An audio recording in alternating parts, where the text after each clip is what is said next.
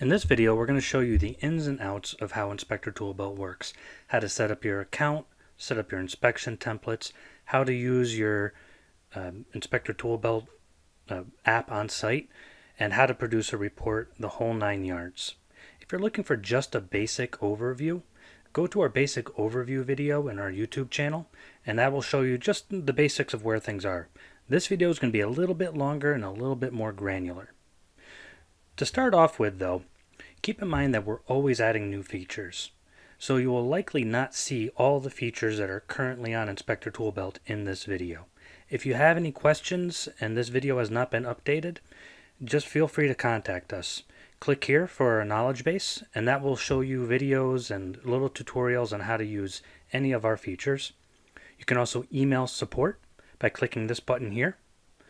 Or you can also go to our website at inspectortoolbelt.com, and that will give you the chat widget that you can chat with support. You can also at any time contact us and schedule personalized training. We're more than happy to sit down with you over Zoom and show you how everything works and answer all of your questions.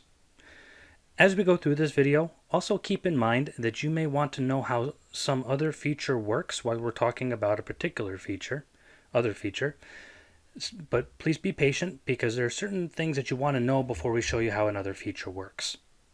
If you want to skip ahead in this video, we're going to talk about how to, first of all, set up your basic account. We're going to talk about, first of all, how to set up your basic account. Second, how to set up your scheduler. And then third, how to use the inspection app. So let's talk about the basic settings of your account. First of all, the first thing you're going to want to do is go into Settings. If you click on Settings, you will notice that there are a lot of different options here, so we're going to go through them one by one. First of all, go into your company profile. Here you can add your company name and your address. Now your address is not going to be displayed anywhere. This is for another feature that we'll show you where you can actually set a radius around your address so that you don't accept inspections, let's say 50 miles away. This is just for use of your widget. It's best practice to put it in there. Nobody's going to have it. It's not going to be displayed anywhere. Upload your logo. And this is your invoice data. So if you choose to use our invoice feature, you can set your first invoice number at whatever you want. So you might not want it to be 0 or invoice number 1 so that your clients know that this is your first inspection. So you can set it at 30 or 1737 or whatever you want to set it at. Terms are going to be things like payable upon receipt. That's what's just going to be at the bottom of your invoice. You can have it be whatever you want. You can say, a charge will be added on if you do this, or whatever you want your terms to be. Looking down, this is where you set your service area that we mentioned before. So you can say that from this address, which is just a fake address, you can have a distance of 50 miles and there's no surcharge. After 100 miles, there's a $100 surcharge. After 150 miles, there's a $200 surcharge. You can also block requests outside of your radius. So say you don't even want to have the surcharges, you just don't want to travel that far. You can erase these two and just say block requests outside of that radius. Or you can block, in this case, it would just block the radius outside of 150 miles. This is just for your online scheduler. Online scheduling is a great way to capture leads of people who are already on your website and want a home inspection and want to schedule, especially for the younger generation. You don't have to use the online scheduler though, but this will block requests outside of that radius. Going back here, this is where you turn on your calendar sync. Now you may have signed up with one email, but you want to use a different calendar. That's perfectly fine. When you turn this on, it will ask you for permission to access your calendar. This will turn on a two-way calendar sync. So this will push your inspections to your Google Calendar, but it will also block time slots if you have time slots blocked in your calendar. As a side note, when you add an event to your calendar, Google does not block that time slot. You have to mark yourself as busy with the Google Calendar. That will block that time slot completely for you in Inspector Toolbelt. So if you have a dentist appointment at 1 p.m. and you put in 1 p.m. and you block that time slot in your calendar, you give it a few moments and it'll block it in the online calendar where people schedule.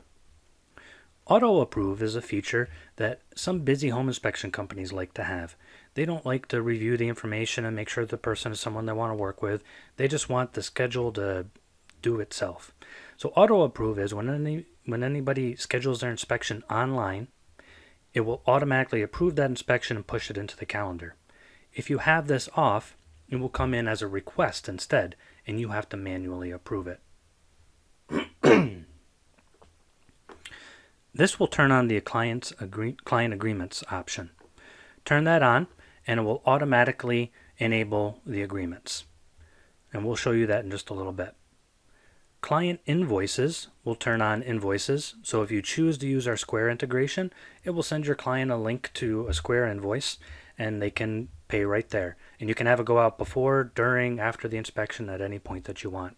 If you do not choose to use our Square integration, this will just send them a PDF report, PDF invoice rather. If you do not choose to use our Square integration, turning this option on will just send them a PDF invoice. The invoice will show as unpaid if they haven't paid, and if you mark the inspection as paid, then it'll have a big red paid mark on it. We'll show you that in a little bit. This is where you turn on your Square payment integration, and this is where you turn on the Internashi buyback guarantee if you choose to use it. For the Square payments, you'll just turn that on and it'll send you through a couple of pop-ups. Make sure your pop-up blocker is off for when you're setting this up, so that way it doesn't block us from being able to integrate things for you. It'll ask you for you to enter your login credentials to your Square payment account and things like that, and then the integration is automatic. Please keep in mind that refunds and things like that that happen within the app are not necessarily reflected in Square payments. So Square will actually physically do the refund, but you have to go into Square to do the refund. The Internashi buyback guarantee, pretty easy. Flick that switch, it'll ask you to log into your account, and then the buyback guarantee is turned on for you. What that does is, just as Internashi wants a certain bit of information, that will automatically supply them with that information. The import section, that's something you don't need to really focus on right at the moment. That's actually for importing from things like Internashi library narratives from other software and things like that, and we'll be adding more to those. After you've done that, the next spot you want to go to set up your basic account are time slots. So time slots let you set where people can schedule inspections. So you might be a 9 a.m. and a 1 p.m. kind of guy. You might be an 8 a.m., 11 a.m., and 2 p.m. kind of guy. Whatever it happens to be, you can set that all up here. You click New, and you can set 8 a.m. to just Sunday, or you can set it to all the days, however you want to do it, and then it'll automatically be populated in here. Time away feature is a different option for marking time slots as occupied. So you go on vacation for a week, you can put that in your Google Calendar and mark it as busy, or you can just come in here, click New, and let's say you're going to be away from December 8th, 2021, all the way to, I don't know, December, the same day at 5:15 p.m. Let's set it out a few days. There you go. That's your time away. So now that you have that set in, that will automatically block that out of your calendar when people schedule online. Now that we have time slots set up, we're going to go to Notifications and Agreements. After we get through these two items, we're going to show you how to set up your schedule, your online scheduler and your internal scheduler, and then we'll show you how the actual inspection report writing app works. So Notifications is a beautiful system. When you first start your account, you get notifications. If you're on the free tier, you get email notifications. If you are on the pro tier, you get email and text message notifications. But this is basically how it works. We'll show you the ones that you get when you actually sign up. So you can set this up as email, enabled or disabled. So maybe you have a special promotion or something that you want to send out, but you want it disabled. You can go in there and disable it and then save it for later. But as long as it's enabled, it will go out. You will notice here that these are disabled, so those won't go out. So you can set it up with a subject line. You have to have a subject line. In here is the email body, and you have what are called merge tags. So merge tags are here. So as an example, when you click merge tags, you can add all sorts of things. You can add a payment link, inspection fee, inspection date, whatever it happens to be. So if you add inspection fee, that's what these funny looking sections are. It's just a merge tag. So you can see here that when the inspection is approved, I have this set to go out immediately. It only goes to the buyer. You can set which ones go to who. Thank you emails, you might want to go out to the buyer's agent. You might want the listing agent to have a particular email about getting the site ready and making sure all the power's on, things like that. So you can choose who gets what email. But in here, this inspection will confirm with just the buyer, the inspection address, and the date and time. Then it also gives them the agreement link. And it also gives them a payment link if you choose to have it at that point.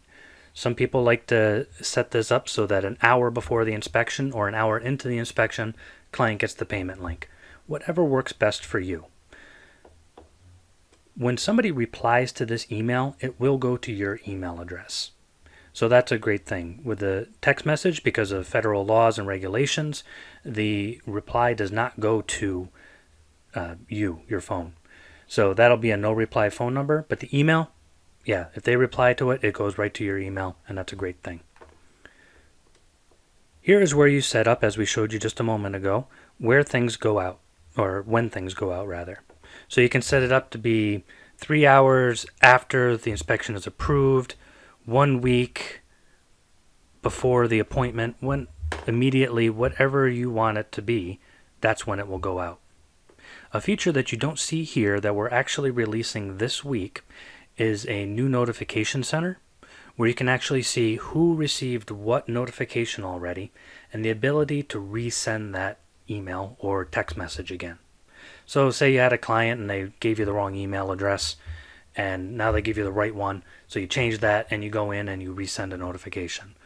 Or they say they didn't get it, but you can see that they did get it, they got the report, and you can see it in the notifications, but you can still resend that notification again. It's a great feature that we're really looking forward to having for you. We have a video on how to set up your agreements. I encourage you to watch it, but we're going to give you the information here as well. So the header of the agreement is basically this. This is the name that you're going to give it.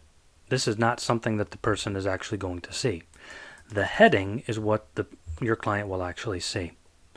And just like notifications, the agreement system has merge tags. So for instance, as you're writing out this sentence, you can say property at, and there's the merge tag, and you'll just click on this to get the merge tag in there. Now this is a heading that works for any type of inspection. You might do radon tests and commercial inspections and mold assessments and all sorts of things. But this works on just about every inspection. So we defaulted the condition to all. But I'll show you how these conditions work in just a moment as we go to the body of the email. So here's the content of the actual agreement. So this is what will go into the actual agreement. And we have what we call a smart system. So for instance, if somebody orders just a home inspection, only the home inspection agreement will show up. If somebody chooses radon testing, as long as we have the condition set for that, the radon testing agreement will get merged with the home inspection agreement to become one agreement. And there you go. So no matter how many services you have, you can set it so that it'll automatically merge together. And you don't have to worry about, writing 2 agreements or 3 agreements or whatever it happens to be. It'll all be automatic on the back end. So for instance, we have this set to default all. Say we only do home inspections, but we have add-on services, but we're not going to do those add-on services. Well, let's change that though. By default, by the way, that will always say default all. So you have to change it when you add a new body section or a new section anywhere in the agreements. So let's say this only applies to residential inspections. There you go. You can also have it state by state. Maybe you work in New York and Massachusetts, or New Jersey and New York, or wherever it happens to be. You can choose which state this inspection agreement applies to. So you can say it applies to New York and New York only. Or if you leave that blank, it'll just show up for all states. Additional services, we only have Radon Testing here, but we don't want that to show up for Radon Testing if somebody hasn't ordered it. And then additional information. So, for instance, I don't have any additional information in there, but maybe you have a specific agreement for older homes. So we'll show you in just a moment in the widgets where that additional information is an option you can put in there. So if somebody chooses that option for older homes, you can have this specific agreement only show up for older homes. So you can get really granular with it, or you can keep it really basic like this. And you can see that you can have multiple conditions, but the default all will always be replaced by whatever condition you put in there. As a side note, when you are entering your inspection agreement, do not copy and paste from a Word document if you can help it. Word documents use special characters and it creates weird spacing. If you do, just keep it very basic and do not add numbers because our inspection agreement system will automatically add the numbers for you. So just enter it paragraph by paragraph like this, and this will automatically separate everything for you. The footers is where sometimes people get a little bit confused. By the way, you can click edit and you can erase any of these, or you can shuffle them around and move them around. But this is what goes in the footer. So for instance, we're going to click text because we only want this to show up as a text. I want this to show up in every agreement no matter what it is. And I have carefully read this agreement. I agree to it and acknowledge receiving a copy of it. You don't have to have this one in there. It's just there for demonstration purposes. Then you add the signature line. So here we have it set as signature. And I'll put a label in as signature just so that people know. And I want this as a default all condition. I want this on every inspection agreement. So if you do not put that in, our system will technically auto-populate a signature line, but as best practice, it's good to have that in there, and that's why we put it in there as a standard template for you. Now going back here to Radon Testing, this is obviously an agreement that we want to only have pop up for actual Radon testing. So we can see here the conditions we've changed for Radon Testing. So if somebody chooses that as an option, or you choose it as an option, it'll auto-generate that agreement and merge it with the other one as one agreement without you having to think about it. That's our inspection agreement system. Really simple and smart. Set it up once and forget about it. You don't have to set up a million conditions and try to figure out where everything's going. You just know if somebody chooses that inspection, the agreement that you set to go with it is going to show up.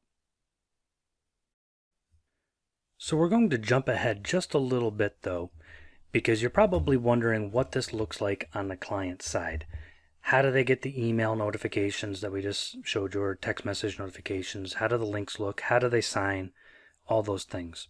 So we're going to show you. And here we're going to use Ian Rupertson here, obviously a fake client. And we're going to use that as an example. Say he just scheduled an inspection. We click on it, and if you don't have auto approve on, just kind of look around and make sure all the dates and times are set properly. And as long as everything looks good to you, hit approve. Now once you hit approve, that sequence of events now starts to take place. Here we'll see the email that we designed so that the client will receive it. And again, you can change this to say anything that you like. And the text message is going to look similar. It's obviously not going to have a subject line or anything in the text message. But here it is, the address, date and time, other information. So when you click the payment link, it will bring you right here where they can make a payment. And obviously this is the Square Payment Center. And it's as simple as that. We just have the price set for $1 just for demonstration purposes. Also, the inspection agreement is right here.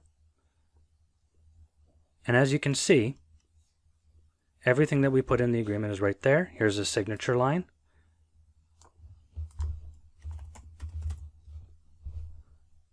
Sign the agreement. After the agreement is signed, you will notice right here, that same client, that there is a little green icon with a piece of paper right there. If you click on here, you will now see the signed agreement. So you can download the agreement, or we can just view the signature. And there's a signature. It keeps the name, date, IP address, and all this additional information to make sure that it's a valid digital signature. Let's download the agreement just so you can see the whole thing. And there you go. So it's a pretty easy system for the client and very, very quick. So they don't have to worry about where's my login, what do I do, where do I go. Everything is right there for them and documented well. Now you will notice here too that there's a little green icon for when an inspection is paid for. That can happen in two ways. So if they pay automatically through Square, that will just happen. That'll appear and say, hey, it's paid for. The invoice will be updated. But say they pay cash or with a check. If you click here, you can just accept payment. And all that does is give you the opportunity to say the amount was $1 that they paid me, and they paid in cash, check, credit card with another service provider or other. Maybe they paid you in Bitcoin. So that will automatically mark the invoice as paid. So here you'll see the invoice, and it shows all the information there, but it doesn't say paid. If we go back to another inspection that has been paid, the invoice is going to look different because it will have paid, and it'll say payment type, date, and all that other information. You can choose to send that to your client manually if you want, but they'll have access to it as long as you put an invoice link in one of the notifications. So you can have it set so that it sends it out, you know, day of or day after, or however you want to set that out. So now we've gone through how to set up your basic account.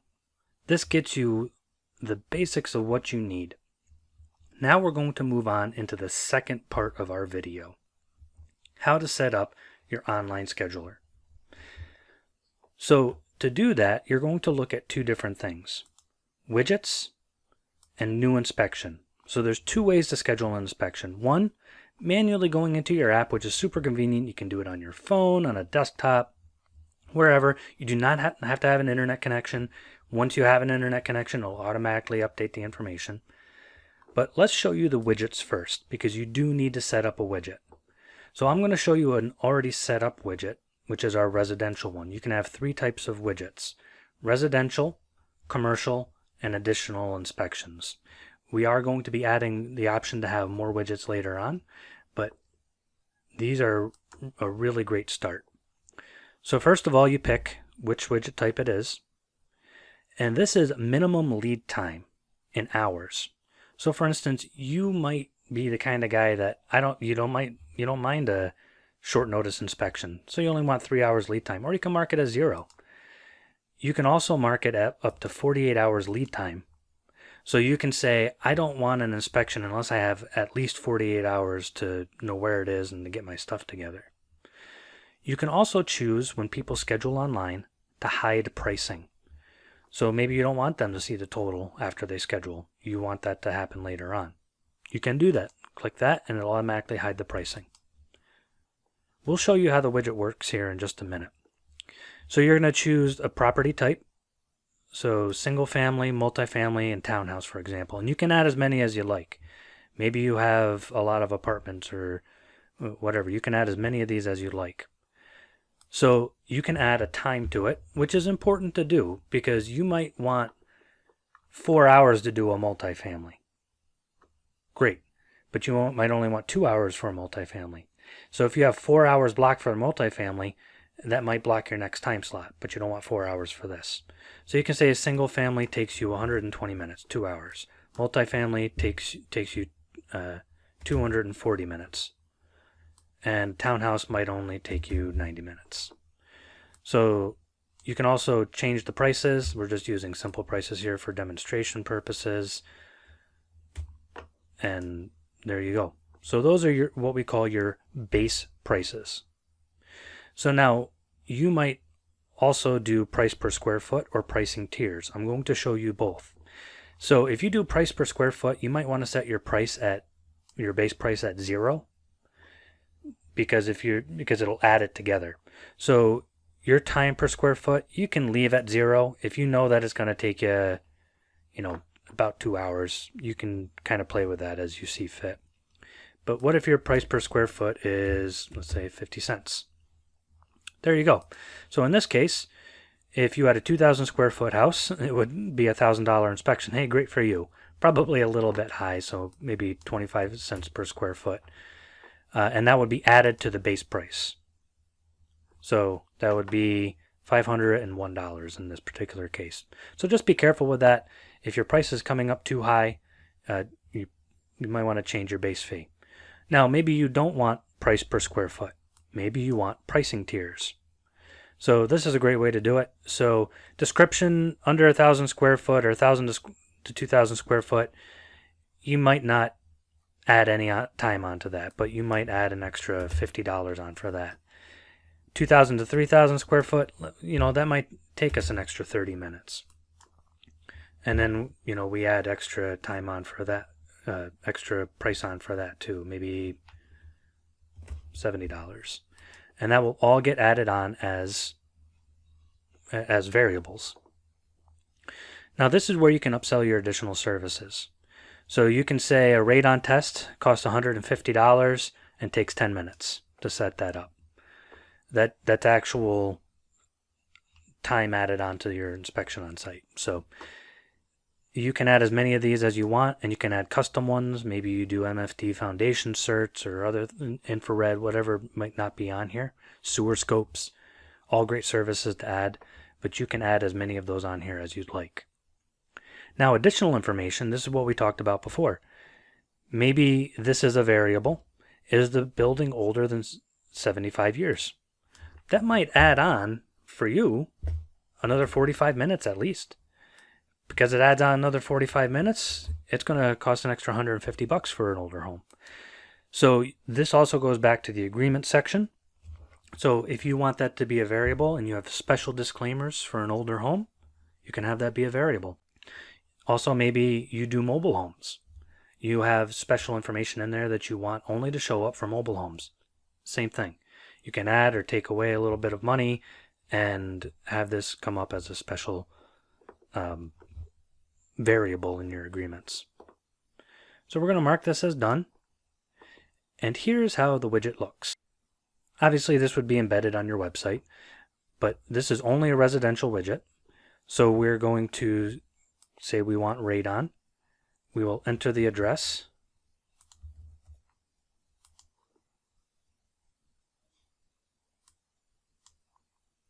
We will pick a time that we have set up. You can see different days have different time variables. 9 a.m. Say it's a multifamily home. It's 2,000 to 3,000 square foot. And there's the price, which again you can hide if you want. Click on an older home, price goes up.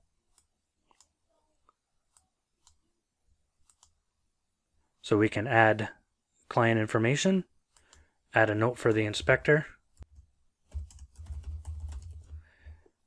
add buyer agent information, listing agent information, but these are optional for the client. You really just want to seal the deal a lot of the time, and you don't want to have to force them to enter that information. Most clients tend to do that, but you can always get that later on if you have to. Click Submit, verifies the information, and it's all done. Now for you, it shows up here. So this is for December 7th. We have auto approve on, and here's all the information. You can obviously change notes, and for instance here, if you want inspector notes like, hey, this was a difficult client, or hey, make sure I knock first because, the homeowner's going to let me in, you can add all those notes in there. Or this person didn't pay, make sure we don't do another inspection. Whatever the notes happen to be, you can add those in there. Once it's scheduled in here, you have options. You can reschedule the inspection, say they want to change their time, and you can pick one of your existing time slots, or you can set a custom time slot. So they want it an hour later. There you go. You can also cancel the inspection, accept payment as we mentioned before, or archive it. Within the widgets, you can create an additional widget. So here we're going to just really quick, we're going to set up a commercial widget. So let's say we need 24 hours lead time. We're not going to hide pricing. Click next. We're going to add warehouse, time 220 minutes, rate $1,000. Don't add apostrophes or commas or any unknown characters in there, by the way. We're also going to do a pricing tier. And we don't want those, so we can get rid of those. 123 minutes, $150. We're going to have Radon here too for commercial.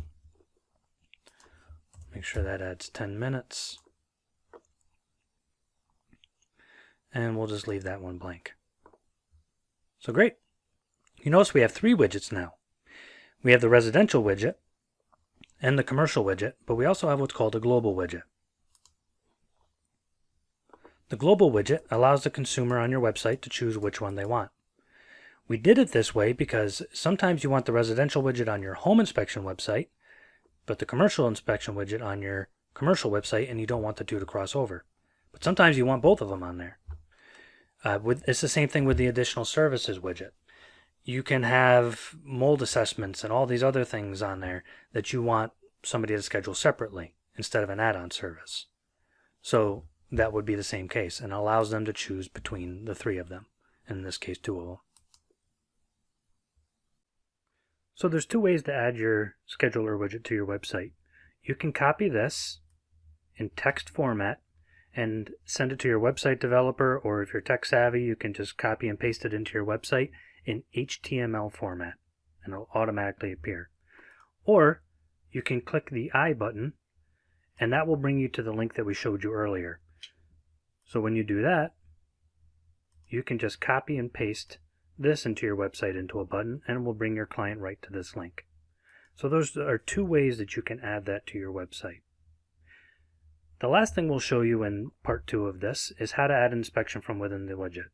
Super easy. Somebody gives you a phone call, you pop into your app on your phone, on your desktop, wherever you are, and as long as you've created your widgets, all of that information will be here. So you can start adding client name, email address, phone number, all the requested information. Referral sources is important, so that way you can keep track of where everything came from, if they found you on the internet, or if it was an agent referral or something like that. When deciding the appointment time, if you click time slots, it'll only allow you to click your current time slots, or you can choose a custom time. This is especially helpful for a client who needs a last-minute home inspection. But it's that easy. So you can get partway through this and then save draft. You need to be able to have some basic information like client name and email, and that'll just save it as a draft until you have the rest of the information. Then once you actually finish scheduling the inspection here, it'll say approve and off you go. Now keep in mind, if you don't have auto approve on, anytime you schedule within the widget, within your app rather, it'll automatically approve it. So if you're not ready to approve it yet, be sure to save it as a draft. This is not highlighted because we haven't entered enough information in here to even save it as a draft, but it will if you enter some information. Really super easy. But now that we've gotten through the first 2 points, first, setting up the basics. Second, setting up your scheduling. Third, we're going to get into the nitty-gritty of it. How to actually do a home inspection report with Inspector Toolbelt. And this is by far the best part. So we're going to show you a couple of things. First of all, starting an inspection is very easy. Pick any one of these inspection order forms, and here we'll pick a new one, any one of these, and click the Inspect Now button. And then you start a new inspection. You'll notice here we already started an inspection, so this will just show us a list of the inspections that we have. We'll show you this in a minute, but this is kind of important if you do multiple different reports that shouldn't be merged together. For instance, maybe you did an MFD Foundation cert, or maybe you did a specialty inspection like a mold assessment and you want it as a separate report, you can have as many reports as you want in here. This is especially helpful too if you do like annual maintenance inspections. You can just continually add each year's annual maintenance inspection. Here we name this one exactly the same, but you would name them something different, like Barry Kubiak 2021 maintenance inspection, Barry Kubiak 2022 maintenance inspection, however you wanted to name it.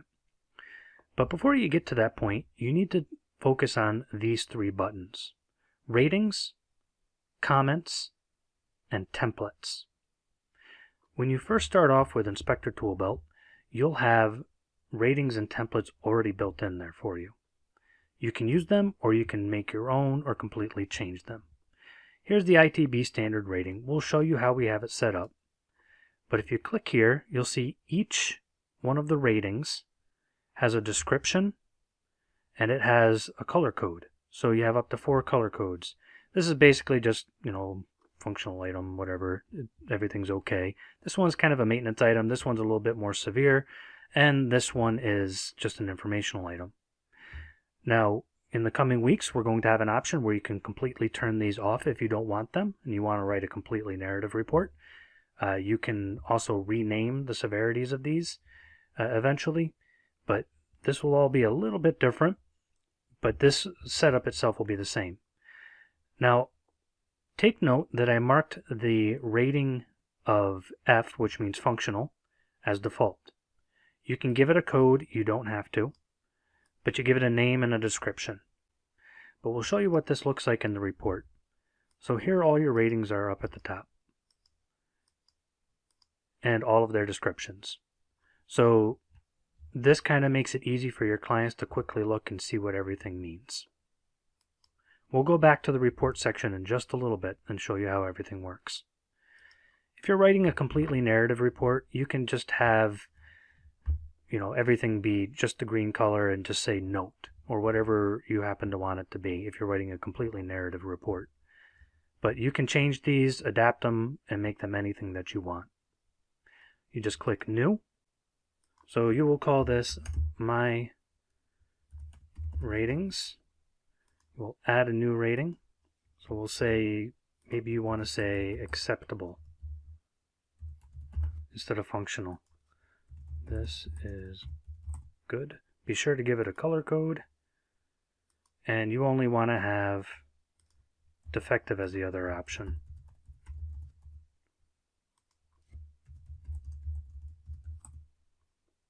And we'll make that red. And there you go. We'll mark A as the default. And now you have all sorts of different rating sets, and you can use these for all for different situations. If at any time you don't want them, you can just go ahead and erase them. So the rating section is pretty easy. We'll talk about the comment section first, and then we'll see how this connects to the template. So here we have about 300-400 comments just in this section here. And you press more and you can look through them. You can do a search if you're looking for something. But here's how they are set up. So for instance, this comment here, a plumbing vent issue. So this is the comment and the comment details. This is optional. If you want to use short, concise comments, you can keep them all up here in the comment section. And you can have them a little bit longer, and they'll all fit there. But if you want to just have a short blurb to remind you that, okay, a plumbing vent issue, and then all of this will appear in the report, awesome. That makes it so you can have longer comments and narratives about an issue without having to see all of this come up underneath it. You can give it a short code. This is actually kind of handy because as an inspector, sometimes I would use common expressions quite often. So for instance, I'd find a crack in a wall or something like that that really wasn't structurally significant, but I wanted to make note of it, but I didn't want to freak anybody out because it really wasn't that big of a deal. So I would use the phrase, such and such was present, but did not appear to be structurally significant at time of inspection. I don't want to have to write that out all the time, so I gave it a short code, SS. Anytime I type in SS, that comment would pop up.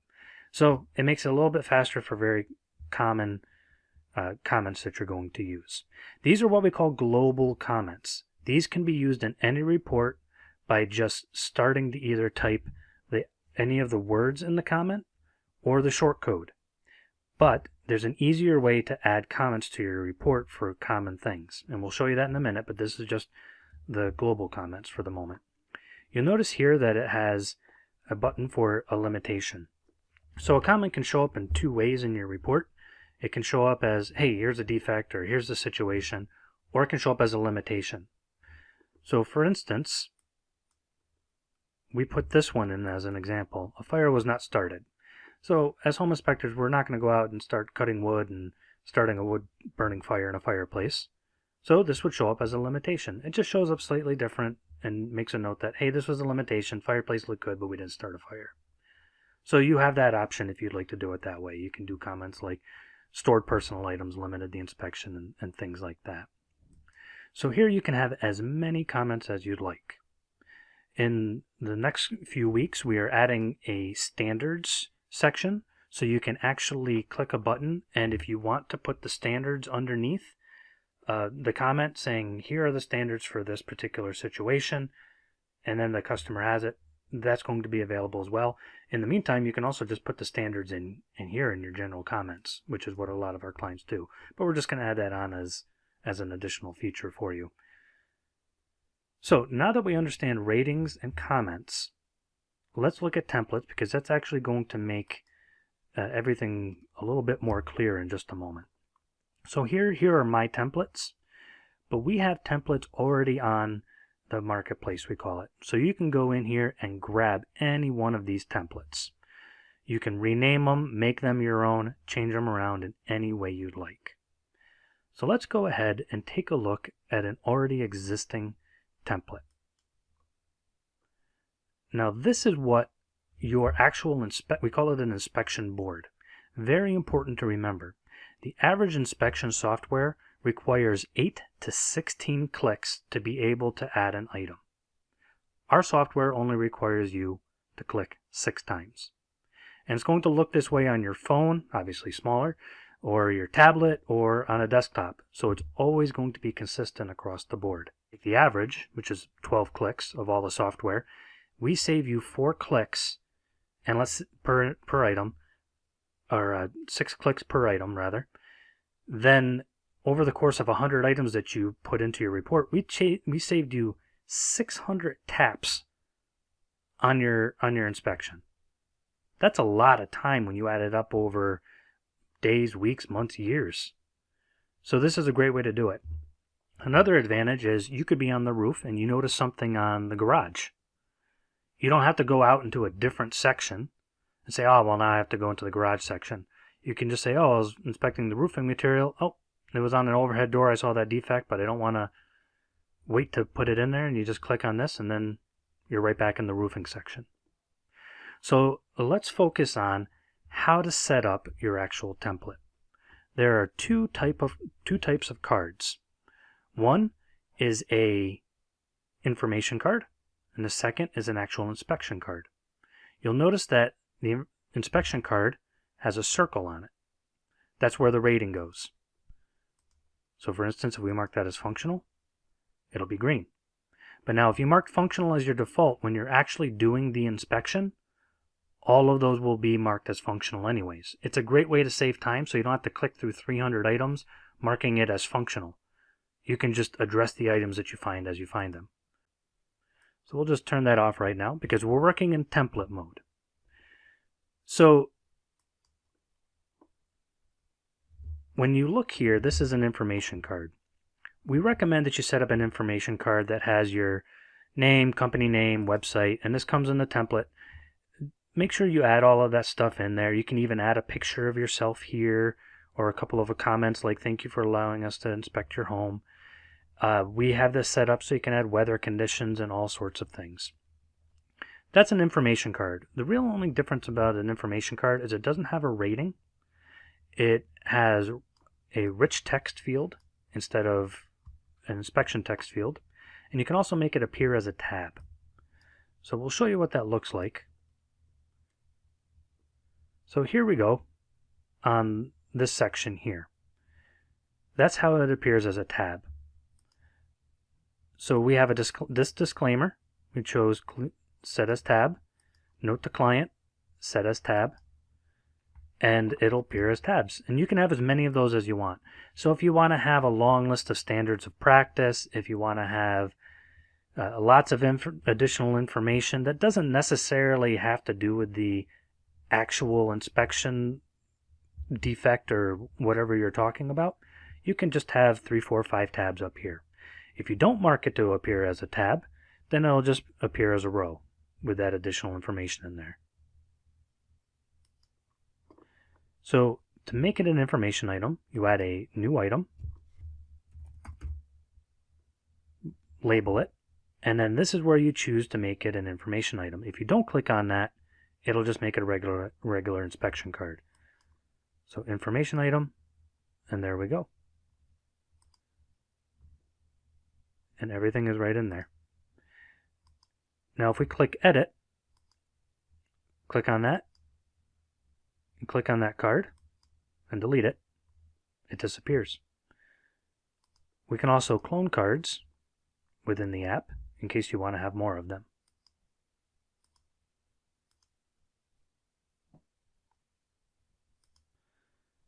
So now let's talk about an inspection card. I'm going to show you an already made one. And here's an already made card. So you can see I've already added a picture. So the camera icon doesn't work on my desktop because we're obviously not on a mobile device, but you can click that and take a picture. On a mobile device too, you'll have two options. There will be an infinity symbol here, and that infinity symbol, which looks like an 8 on its side, you click on that and it'll allow you to take picture after picture after picture without going back to this screen. And then you press an X on the camera and then you go out. This is great for if you want to take 5, 10, 20 pictures all at once. You also have a button that'll have a triangle on it, and that's the Auto Annotate button. If you want the pictures to save to your phone in addition to the app, there's a button here that will allow you to save to gallery, it's called, and that will all save right to your phone. Otherwise, it'll just save it to the app. So for adding pictures, if you're doing it on your desktop, click, you can highlight a bunch of them, and it adds them all in.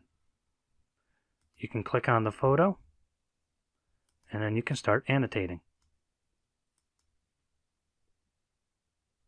And all that annotation and everything will show up all in your report. Now, going back to global comments, this is where that comes in handy. So there's two types of comments. In this template, you can have what we call canned comments. So these are just one click. So these will always show up when you're doing an inspection. Unit operated at time of inspection. That'll automatically now show up in your report. So now you don't have to start typing anything. If you know you're going to use these a lot, you can just go in and click on them. Or you can start typing in any comment that you know, oh hey, that's not in this particular card and normally wouldn't apply, but I want one of my mold comments. And now it's added to that template. This works just as well in the field. Be sure to uncheck it so that it doesn't show up in every inspection, but now it'll always show up as an option. So when you're setting up your template, let's say the heating unit, and let's set up a card for piping. Setting up a card for piping,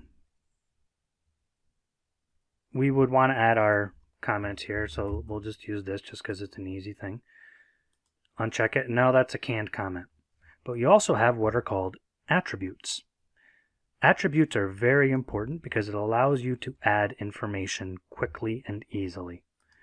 So for instance, we can call this heating unit age. So now we can select either a number,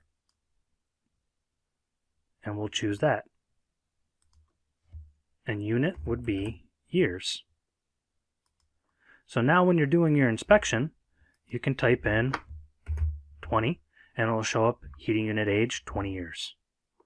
You can also add several different types of attributes. So we'll call this one example. And you could do select, multiple select, date, or text. So this could be, text could be the answer to a question. What was the condition of the weather at time of inspection? That can just be a text if you want that to be. Or it could be something like a select. So maybe it's the type of heating unit. So you can add boiler, forced air, etc. So now, when you go to do this inspection, was it boiler or forced air? But you notice it's only letting you click on one, because that's the type of attribute that we chose. We're going to take that and delete it. That's the basics of the two different cards. If you want to add a whole column, you click New Section, and then Create. And then you can create all your template cards right within there. Also, if you click on this button here, you can reorder all of your sections. So you don't have to keep them in this particular order. Arrange them and change them in any way you want. Also, by scrolling back to the beginning and clicking this button, you can rename your template, and you can also associate a rating with this template.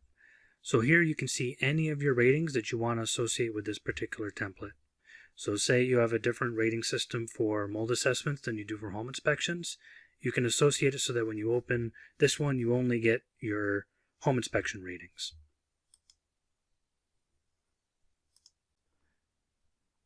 That is how you basically build a template. Again, take our basic templates, and we're always coming out with new ones, and add your own flair to them. We have several in here. We have pool inspections, commercial templates, septic, and several others that we're always working on.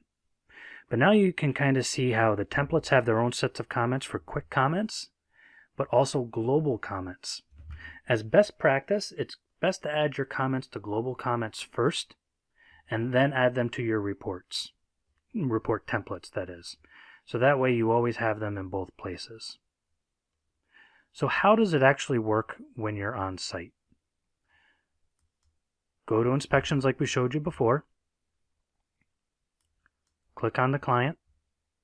This client already has inspections in here, so you can see you can have as many inspections as you'd like, many different types. Let's go to a client that doesn't have any inspections.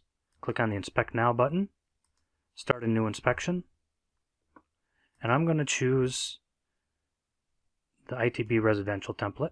And then what I did was I made sure that this was my standard rating.